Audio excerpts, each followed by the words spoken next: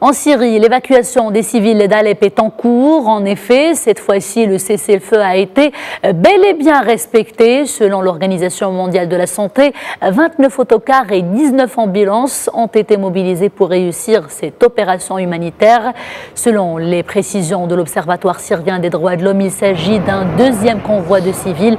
Vous le voyez, 2 rebelles qui ont commencé à sortir donc à bord de 15 bus.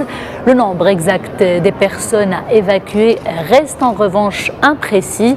La télévision syrienne avait annoncé 4000 rebelles et leurs familles, sans préciser en revanche si les familles s'ajoutaient aux combattants ou si ce chiffre représentait un total. Pour rappel, près d'1 millier de personnes ont été évacuées hier après-midi après le premier convoi. Cela avait concerné 951 personnes, parmi elles 200 rebelles. Et justement, sur ces premières évacuations, je vous propose d'écouter la porte-parole du Comité international de la Croix-Rouge, Christa Armstrong. Elle répondait plutôt aux questions de notre confrère de Radio Méditerranée Internationale, Pierre Boussel. Écoutons sa déclaration.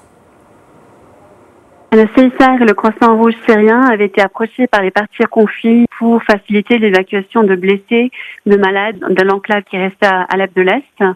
Cette évacuation, elle a commencé ce matin et on a évacué 28 personnes blessées par les ambulances et puis d'autres, environ 1000 personnes en total, beaucoup de civils, beaucoup de femmes et d'enfants, de personnes âgées aussi qui ont été évacuées vers la zone ouest.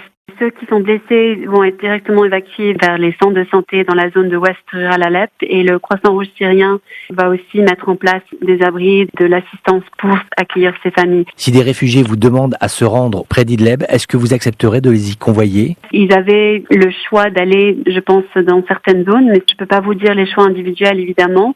Nous, ce qui est important de rappeler, c'est que si les personnes veulent retourner chez elles, elles puissent le faire dans le long terme, que les raisons pour leur déplacement soient les plus courtes possibles si elles veulent après rentrer chez eux. Et là, on parle bien sûr des civils qui seraient évacués dans ces zones.